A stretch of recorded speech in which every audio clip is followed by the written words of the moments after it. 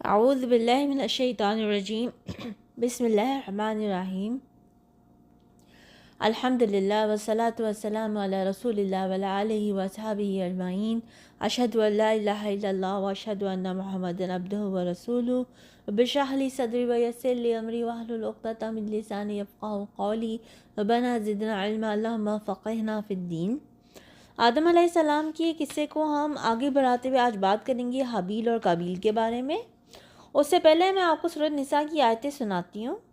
حضرت آدم علیہ السلام اور حوا علیہ السلام کی کثیر اولاد کے بارے میں اللہ تعالیٰ فرماتے ہیں، ترجمہ کچھ اس طرح سے ہے: لوگوں اپنے پروردگار سے ڈرو جس نے تم کو ایک جان سے پیدا کیا اور اسی سے اس کا جوڑا بنایا، پھر ان دونوں سے کثرت سے مرد و عورت پیدا کر کے روئے زمین پر پھیلا دیے، اور اللہ سے ڈرو جس کے نام کو تم اپنی حاجت براری کا ذریعہ بناتے ہو، اور قطع رحمی سے بچو، کچھ شک نہیں کہ اللہ تمہیں دیکھ رہا ہے۔ نیز فرمایا، اور جب تمہارے پروردگار نے بنی آدم سے یعنی ان کی پیٹھوں سے ان کی اولاد نکالی تو ان سے خود ان کے مقابلے میں اقرار کرا لیا، یعنی ان سے پوچھا کہ کیا میں تمہارا پروردگار نہیں ہوں؟ وہ کہنے لگے، کیوں نہیں، ہم گواہ ہیں کہ تو ہمارا پروردگار ہے۔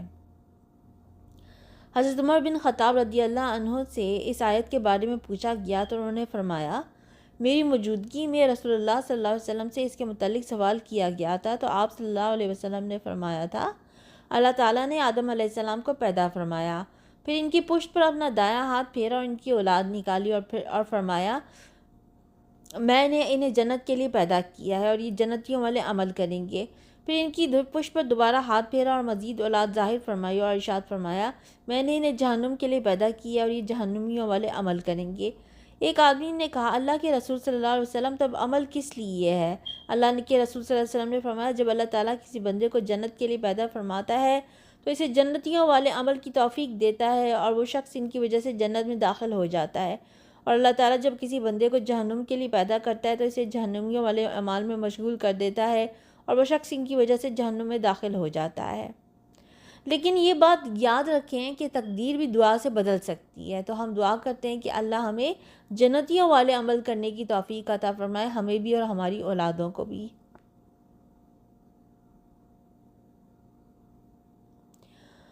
جمہور علماء یہ رائے رکھتے ہیں کہ آدم علیہ السلام کی اولاد سے وعدہ لیا گیا تھا۔ انہوں نے اس کی حدیث سے بھی استدلال کیا ہے جو حضرت انس بن مالک رضی اللہ عنہ سے مروی ہے کہ نبی صلی اللہ علیہ وسلم نے فرمایا، قیامت کے دن ایک جہنمی سے کہا جائے گا کہ اگر تیرے پاس پوری دنیا کا مال و دولت ہو تو کیا تو فدیہ کے طور پر وہ سب دے دے گا؟ وہ کہے گا ہاں۔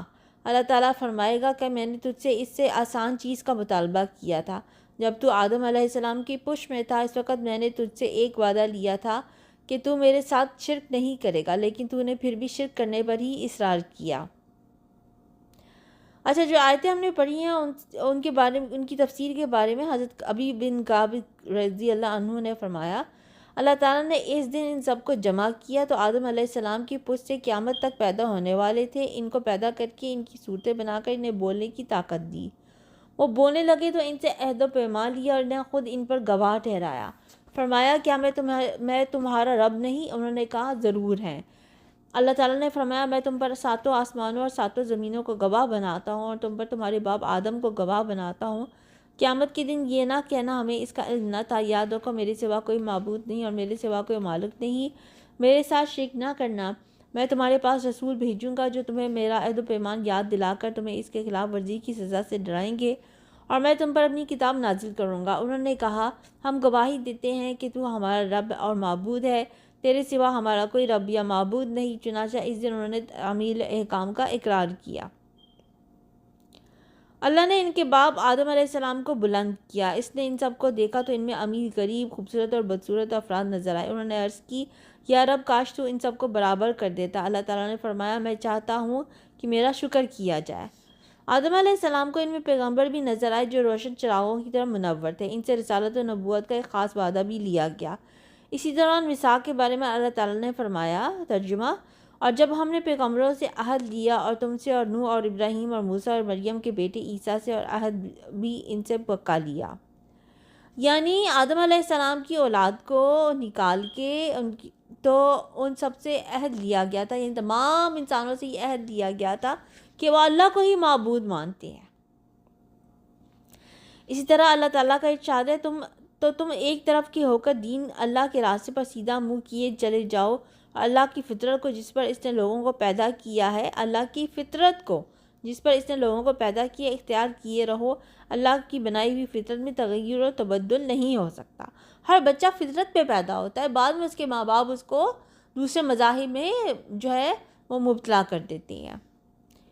اچھا، اسی کی طرف اشارہ کرتے ہوئے فرمایا یہ محبت بھی اگلے ڈر سنانے والوں میں سے ایک ڈر سنانے والا ہے۔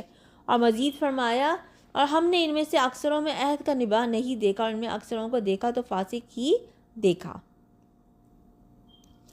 حضرت ابو ہریرہ رضی اللہ عنہ سے روایت ہے کہ رسول اللہ صلی اللہ علیہ وسلم نے فرمایا جب اللہ تعالیٰ نے آدم علیہ السلام کو پیدا فرمایا تو آپ کے پشت پر ہاتھ پھیرا، تب قیامت تک پیدا ہونے والی ہر جان آپ کے پشت سے ظاہر ہو گئی۔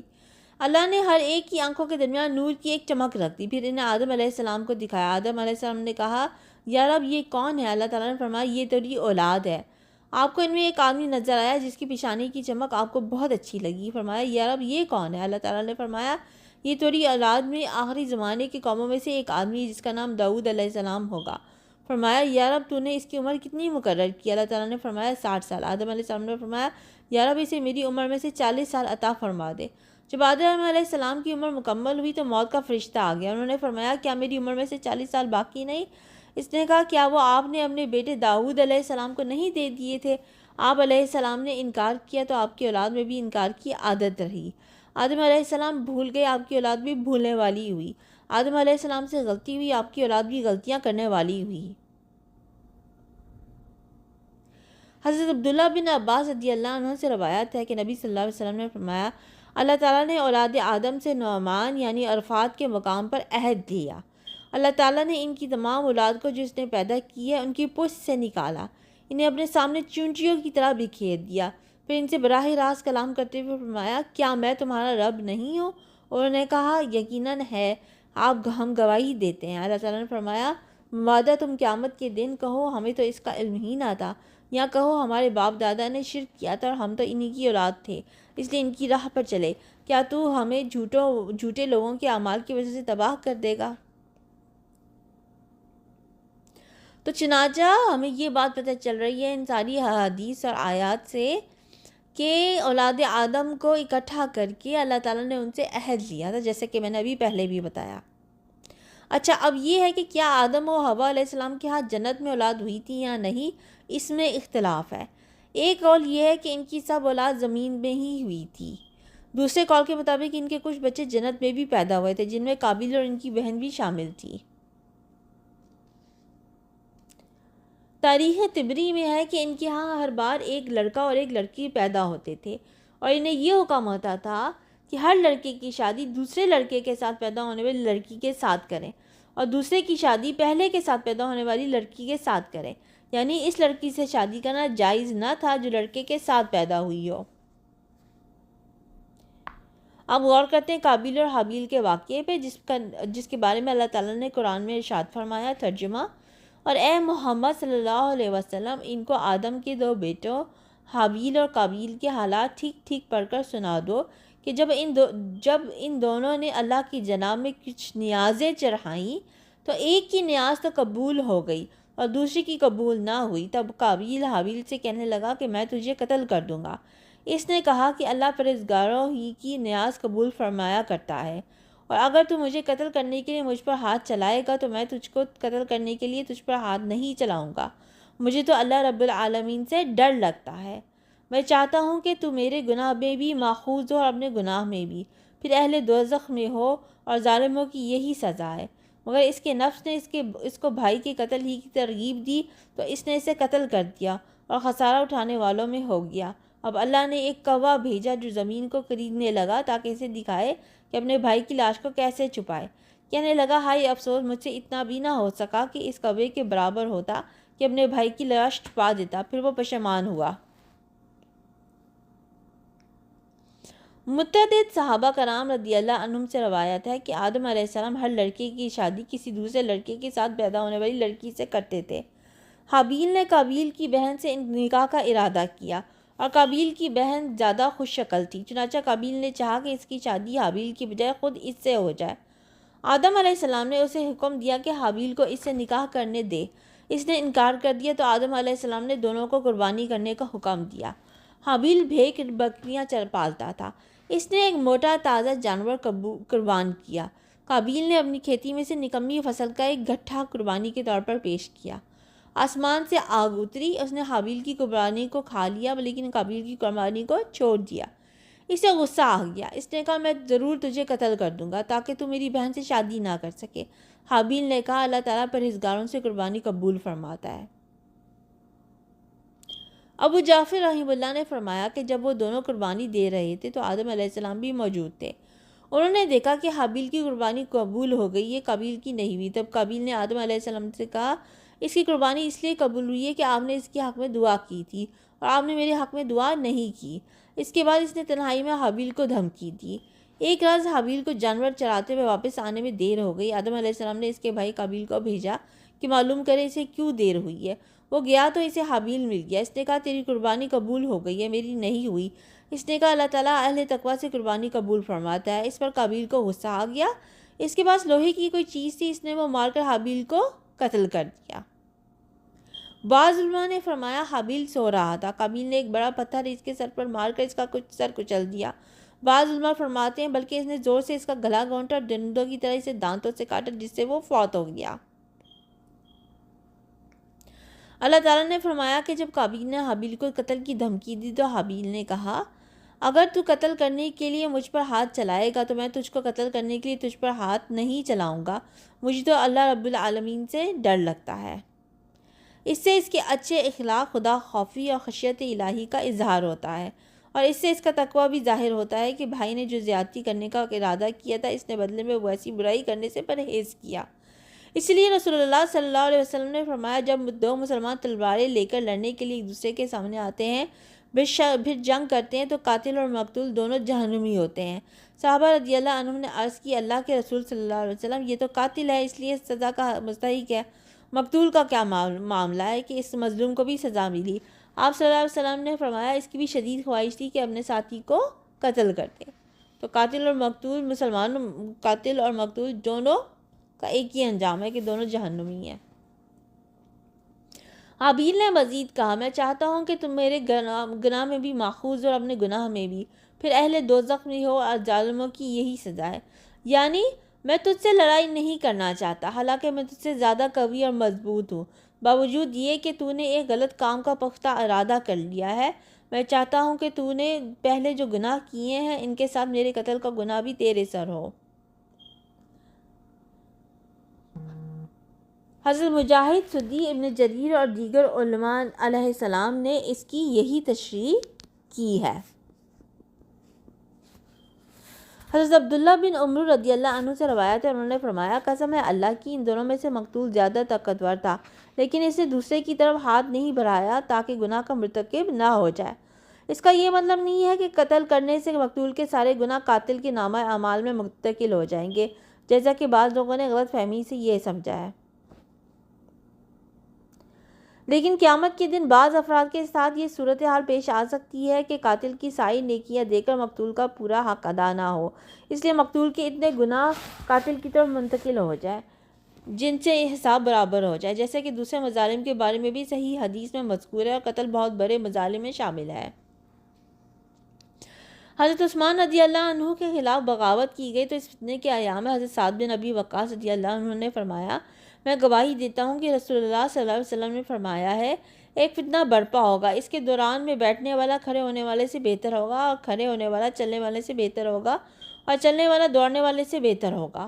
حضرت سعد رضی اللہ عنہ نے فرمایا اللہ کے رسول صلی اللہ علیہ وسلم یہ فرمائیے کہ اگر کوئی مجھے قتل کرنے کے لیے میرے گھر میں گھس آئے تو کیا کروں؟ نبی صلی اللہ علیہ وسلم نے فرمایا آدم کے بیٹے حابیل کی طرح بن جانا، یعنی قتل ہو جانا مگر قتل کے لیے ہاتھ نہ بڑھانا۔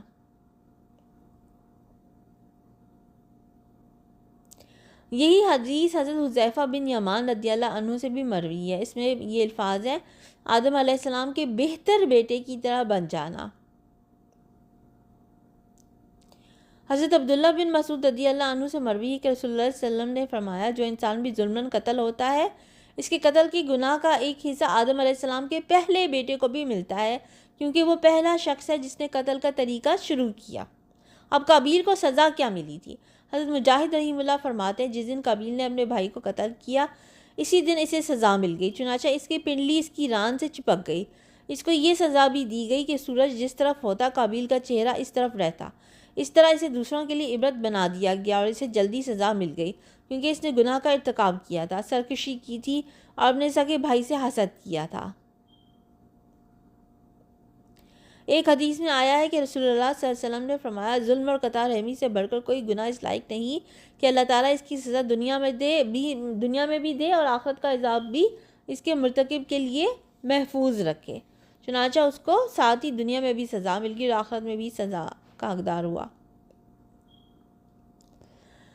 اچھا، صحیحین کی جس حدیث میں سفر معراج کا ذکر ہے اس میں بیان ہے کہ رسول اللہ صلی اللہ علیہ وسلم پہلے آسمان میں آدم علیہ السلام سے ملے تو انہوں نے فرمایا نیک نبی اور نیک بیٹے کو خوش آمدید۔ آدم علیہ السلام کی دائیں طرف بھی بہت سے افراد تھے اور بائیں طرف بھی بہت سے افراد تھے۔ آپ جب دائیں طرف دیکھتے تو خوش ہو کر ہنس پڑتے اور بائیں طرف نظر اٹھاتے تو رو پڑتے۔ نبی علیہ السلام نے فرمایا میں نے کہا جبریل یہ کیا معاملہ؟ انہوں نے فرمایا یہ آدم علیہ السلام ہے اور یہ ان کی اولاد کی روحیں ہیں، جب وہ دائیں طرف جنتی روحوں کو دیکھتے ہیں تو مسکرا دیتے ہیں اور جب بائیں طرف جہنمی روحوں کو دیکھتے ہیں تو رو پڑتے ہیں۔ اس حدیث میں یہ بھی ہے کہ رسول اللہ صلی اللہ علیہ وسلم نے فرمایا میں یوسف علیہ السلام کے پاس سے گزرا تو میں نے دیکھا کہ انہیں آدھا حسن و جمال عطا ہوا ہے۔ اس کی وضاحت بعض علماء نے اس طرح کی ہے کہ انہیں آدم علیہ السلام سے آدھا حسن ملا تھا، اور یہ بات صحیح معلوم ہوتی ہے کیونکہ آدم علیہ السلام کو اللہ تعالیٰ نے خود اپنے دست مبارک سے تخلیق فرمایا، ان میں روح ڈالی۔ اللہ تعالیٰ اس اہتمام کے ساتھ جسے پیدا کرے وہ بہترین اور سب سے خوبصورت ہی ہو سکتا ہے۔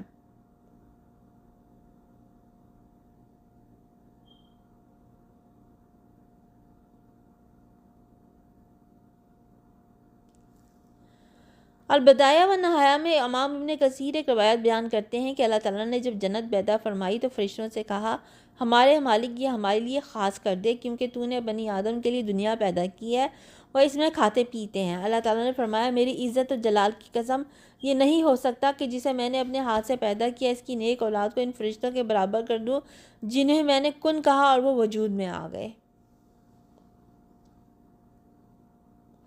اب آپ بات کریں گے آدم علیہ السلام کی وفات اور بیٹے شیث کو علیہ السلام کو وصیت۔ شیث کا مطلب ہے اللہ کا دیا ہوا تحفہ۔ آدم علیہ السلام نے ان کا یہ نام اس لیے رکھا تھا کہ حابیل کے قتل ہو جانے کے بعد اللہ نے انہیں شیث عطا فرمایا۔ محمد بن اسحاق رحمہ اللہ فرماتے ہیں جب آدم علیہ السلام کی وفات کا وقت آیا تو آپ نے اپنے بیٹے شیث کے حکم میں وصیت کی، انہیں رات اور دن کے اوقات میں ادا کی جانے والی عبادات کی تعلیم دی اور انہیں بتایا کہ ایک طوفان آنے والا ہے۔ کہتے ہیں کہ آج کل جتنے انسان موجود ہیں ان کا نسب شیث علیہ السلام تک پہنچتا ہے۔ آدم علیہ السلام کی دوسرے بیٹوں کی اولاد ختم ہو چکی ہے۔ جب آدم علیہ السلام فوت ہوئے اس دن جمعہ تھا، فرشتے اللہ کے پاس سے جنت کی خوشبو اور جنت کا کفن لے کر آئے اور ان کے بیٹے اور خلیفہ شیث علیہ السلام سے تعزیت کی۔ حضرت ابی بن کعب رضی اللہ عنہ سے روایت ہے، انہوں نے فرمایا جب آدم علیہ السلام کی وفات کا وقت قریب آیا انہوں نے اپنے بیٹوں سے فرمایا بیٹوں میرا جنت کے پھل کھانے کو جی چاہتا ہے۔ وہ تلاش کے لیے نکل کھڑے ہوئے، انہیں سامنے سے فرشتہ آتے ملے جن کے پاس حضرت علیہ السلام کا کفن اور خوشبو تھی اور ان کے پاس کلہاڑے کسیاں اور ٹوکریاں بھی تھیں۔ انہوں نے کہا آدم کے بیٹے تمہیں کس چیز کی تلاش ہے؟ یا کہا تم کیا چاہتے ہو اور کہاں جا رہے ہو؟ انہوں نے کہا ہمارے والد صاحب بیمار ہیں اور جنت کے میووں کی خواہش رکھتے ہیں۔ فرشتوں نے کہا واپس چلے جاؤ، تمہارے والد تو فوت ہونے والے ہیں۔ فرشتے جب آدم علیہ السلام کی روح قبض کرنے کے لیے آئے تو حوا علیہ السلام نے انہیں دیکھ کر پہچان لیا، وہ آدم علیہ السلام سے چمٹ گئی۔ آدم علیہ السلام نے فرمایا مجھ سے الگ ہو جاؤ، پہلے بھی مجھے تمہارے ذریعے سے ہی مصیبت پہنچی تھی، مجھے میرے رب کے فرشتوں کے ساتھ رہنے دو۔ فرشتوں نے ان کی روح قبض کی، غسل دیا، کفن پہنایا، خوشبو لگائی، آپ کی قبر کھودی اور لحد تیار کیا۔ پھر انہوں نے آدم علیہ السلام کی نماز جنازہ ادا کی، پھر انہیں قبر میں رکھ کر اوپر سے مٹی ڈال دی۔ پھر انہوں نے کہا آدم کے بیٹے تمہارے لیے یہی طریقہ ہے۔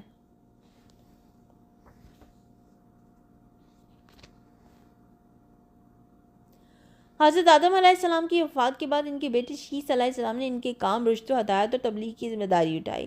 جب ان کی وفات کا وقت آیا تو انہوں نے اپنے بیٹے انوش کے حق میں وصیت کی، چنانچہ انہوں نے یہ ذمہ داری اٹھائی۔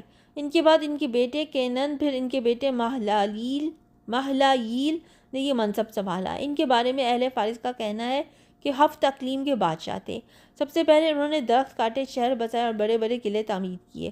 وہ کہتے ہیں کہ بابل اور سوس یعنی ایران کے شہر انہوں نے تعمیر کیے انہوں نے ابلیس کے لشکروں کو شکست دے کر زمین کے دور دراز علاقوں اور پہاڑوں کی گھاٹیوں میں منتشر کر دیا۔